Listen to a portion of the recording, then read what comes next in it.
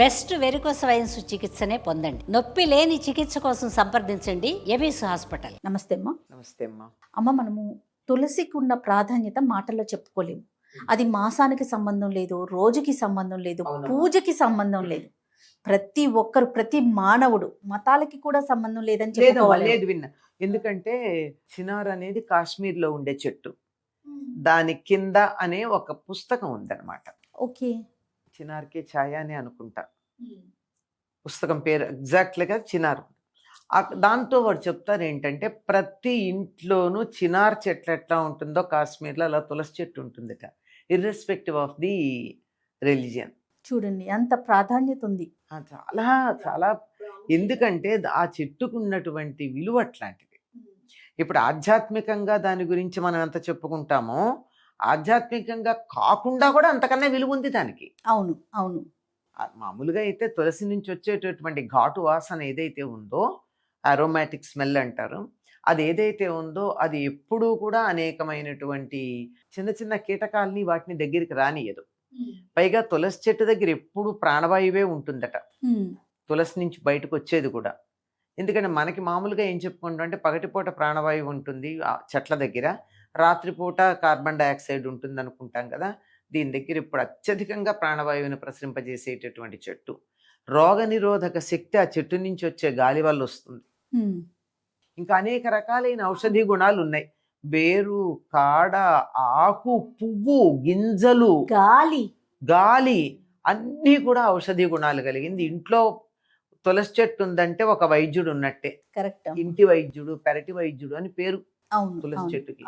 అటువంటి తులసి మనం ఈ సంవత్సరం అంతా కూడా గౌరవించి పూజించుకుంటూ ఉంటాం కదా.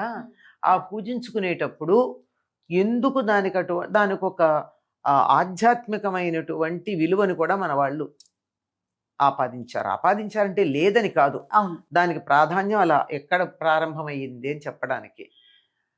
ఆవిడ పాతివ్రత్యం కారణంగా శంఖచూడు అనేటటువంటి దానవుడు ఎవరికి కూడా చంపడానికి వీలు లేకుండా ఉన్నాడు. ఆవిడ పాతివ్రత్యం భంగం చేస్తే తప్ప శంఖచూడు చావడం ఈవిడ తపశ్శక్తి వల్ల. అప్పుడు విష్ణువు శంఖచూడు రూపాన్ని ధరించి వస్తాడు. అది ఎలా ధరిస్తాడంటే, శంఖచూడు మామూలు వాడు ఏం కాదు, అతను కూడా కృష్ణ భక్తుడే. కృష్ణ కవచాన్ని కంఠంలో ధరించాడు. దానివల్ల అతన్ని ఎవరు గెలవడానికి వీలు కాదు. అది ఉన్నంత కాలము కష్టమే.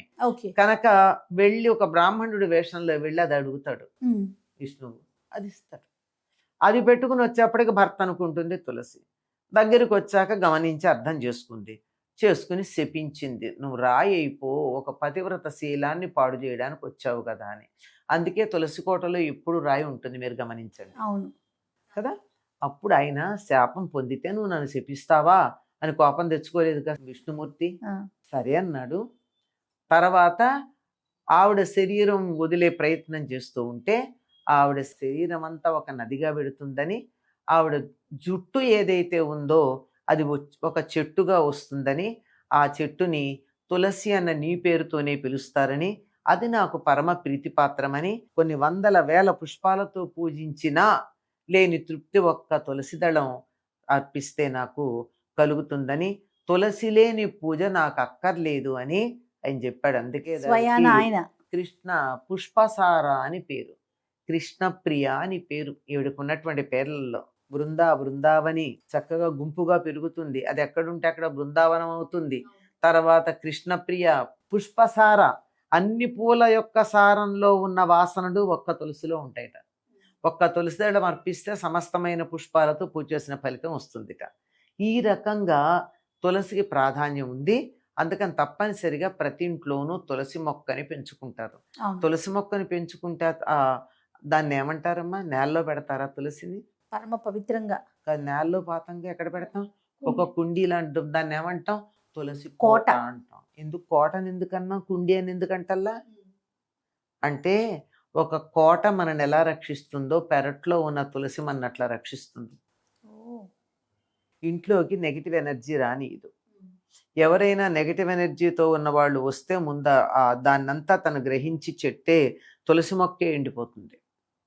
ఎవరు పడితే వాళ్ళు ఎట్లా పడితే అట్లా ముట్టుకుంటే తులసి మొక్క ఉండదు. ఎందుకంటే నెగిటివ్ ఎనర్జీని టక్కున గ్రహించి లోపలికి వెళ్లకుండా ఫిల్టర్ చేస్తుంది అది.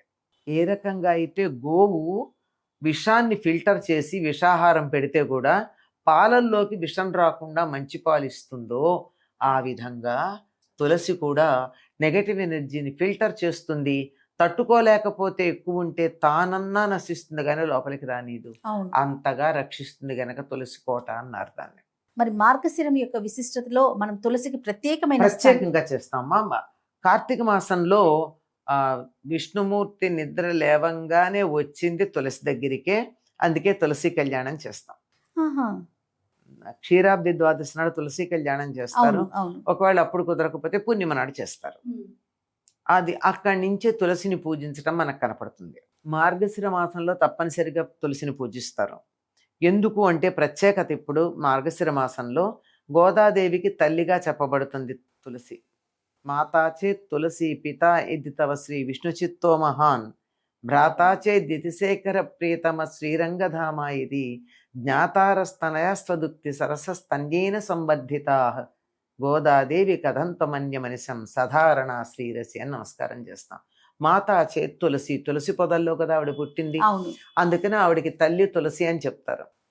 ఆహా. అంచేత పూజ చేసేవాళ్ళు ఎట్టి పరిస్థితుల్లో ఇంట్లో పూజ చేయడంతో పాటు తులసికి కూడా పూజ చేసి తీరవలసినదే, లేకపోతే పూజ అవ్వదు. కాబట్టి ప్రతి ఒక్కరు కూడా ప్రత్యేకంగా తులసి మాతకి పూజిస్తారు ఈ మాసం. తప్పనిసరిగా చెయ్యాలి. అసలు చేయకపోతే పూజ కానే కాదు అది.